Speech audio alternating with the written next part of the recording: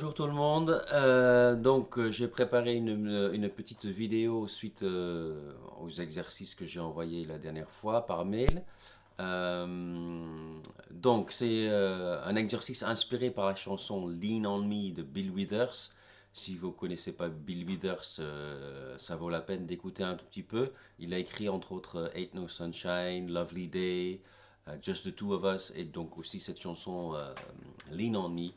Euh, voilà. Donc moi je l'ai joué, ces exercices, j'ai joué à 60 à la noire. Ça veut dire que chaque noire dure une seconde. Voilà. Je l'ai joué au métronome. C'est un exercice délicat, mais c'est important. Pas tout le temps, mais de temps en temps c'est bien de jouer au métronome pour se rendre compte un peu si on est dans le tempo ou pas, ou si on se décale, si on accélère, si on ralentit. Voilà, je voulais le faire avec une boîte à rythme parce que c'est un peu plus vivant, mais techniquement c'était pas encore possible. Ce sera bien la prochaine fois et euh, c'est intéressant de jouer sur une boîte à rythme. Je vous expliquerai plus tard. Je vais vous montrer mes explications des partitions et donc n'hésitez pas à me faire des retours. Voilà, ah oui. À très bientôt. Ciao.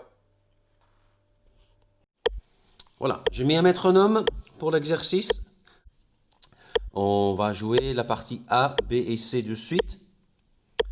Et ce qui est important, c'est bien de respecter aussi donc, la durée de la dernière blanche, hein, la dernière blanche sur le système juste avant la pause. Ok, si je vous montre ça ici, tic, tic, tic, tic, donc c'est ici dont je parle. C'est bien respecter donc la durée de la note ici et aussi donc la durée du silence finalement.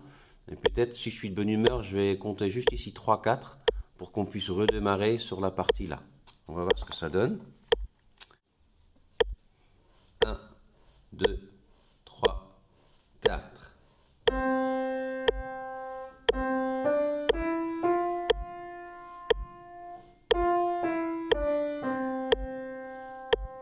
3, 4.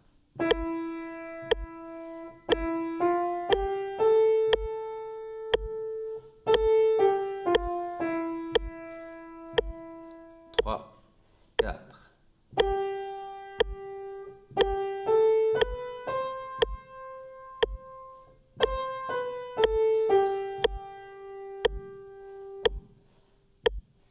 Voilà, j'ai enlevé le métronome pour qu'on soit un peu moins stressé par ça. La partie D, donc il faut qu'on joue deux notes en même temps. Et ça va donner donc ça. 1, 2, 3, 4.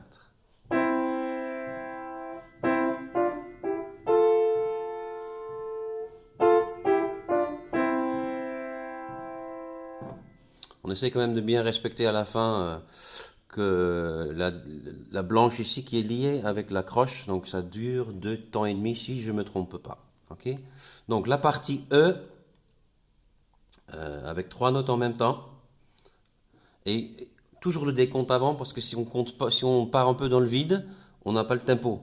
Si on ne fait pas un décompte, on n'a pas de tempo, hein, donc on ne peut pas jouer. Donc toujours compter aussi quand vous commencez, faites le décompte, c'est super important. 1, 2, 3, 4.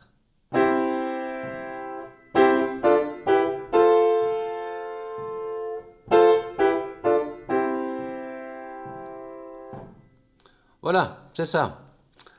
Donc pour terminer la partie F, donc c'est pas une partie à jouer, mais plutôt à analyser et surtout harmoniquement qu'est-ce que ça veut dire. Et faut trouver donc les accords qui sont joués déjà, et il faut trouver donc aussi les accords où il y a les croix en fait. Ok. Donc on va déjà commencer par le premier accord. Ok. C'est les trois. Oui, je sais, je dis souvent. Ok. Ça n'a pas changé. Premier accord. Donc c'est Do, Mi, Sol. Do, Mi, Sol. Donc ça vous trouvez ce que c'est comme accord. Ensuite on enchaîne. Ici. Ré, Fa, La. Ensuite Mi, Sol, Si. Encore une. encore un accord. Do, La, non, pardon, Fa, La, Do. Ok, c'est ce qu'on vient de jouer, hein.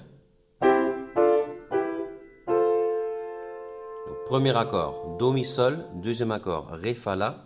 Troisième accord, Mi, Sol, Si. Quatrième accord, Fa, La, Do.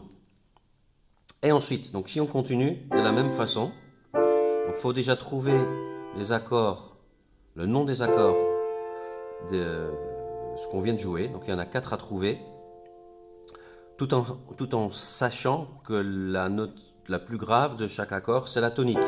Ok. Donc on sait déjà que le premier accord, c'est un accord de Do, le deuxième, c'est un accord de Ré, le troisième, c'est un accord de Mi, et la quatrième, c'est un accord de Fa. Ensuite, on continue avec un Sol. Ok. Donc c'est quoi les notes qui composent cet accord? C'est Sol, Si, Ré, Sol, Si, Ré. Ensuite, on monte encore en ton, La, La, Do, Mi, La, Do, Mi. Et ensuite, pour terminer, encore ici, c'est un Si, Ré, Fa, Si, Ré, Fa. Et ensuite, on tombe sur le Do. Donc les 3 accords à trouver, c'est Sol, Si, Ré, La, Do, Mi et Si, Ré, Fa. Et on tombe sur le Do. Allez, je vous expliquerai tout ça de chez moi, parce qu'ici je suis à la MJC, pour avoir un beau piano. Donc voilà, à très bientôt, ciao. La suite, comment trouver donc les 4 accords qu'on a joués, et ensuite les 3 accords manquants si on continue de monter sur le piano de la même façon. Ok, donc je vais d'abord réécrire les 3 notes de chaque accord. Du coup, le premier, Do, Mi, Sol. Donc Do, Mi, Sol. La tonique, c'est le Do. Donc je mets le 1 ou le T sur le Do. Ok. Et ensuite, on voit que le Mi, c'est une tierce. Et que le Sol, c'est une quinte. Donc c'est juste 1, 3, 5. Donc c'est juste un accord de Do majeur. Ensuite, je fais le Ré, Fa, La. Donc le 1, je mets sur le Ré. Ici, ou le T, Ré, Fa. Ici, on voit que le Fa, c'est une tierce mineure. Donc, c'est un accord mineur.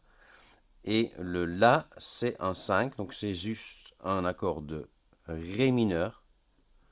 Ré mineur. Voilà. Si on continue comme ça, de la même manière, on voit que l'accord ici, c'est un Mi mineur. Ici, c'est un Fa. Ici, c'est un Sol. Et ensuite un La mineur. Donc, on fait de la même manière. Je vais juste faire le dernier accord. Si, Ré, Fa. Si je mets ça sur le Si, donc il faut que je commence ici, le T ou le 1 sur le Si. On voit que le Ré correspond à une tierce mineure, donc c'est un accord mineur. Et le Fa, c'est une quinte diminuée. Ok, quinte bémol. Donc ça va faire un Si mineur avec une quinte diminuée. Donc dans la tonalité de Do, on peut jouer tous les accords là. Voilà. Je vais faire une autre vidéo un peu plus tard pour expliquer pourquoi c'est sympa de savoir tout ça. Ok. Et c'est là où intervient Nashville dont je vous ai parlé.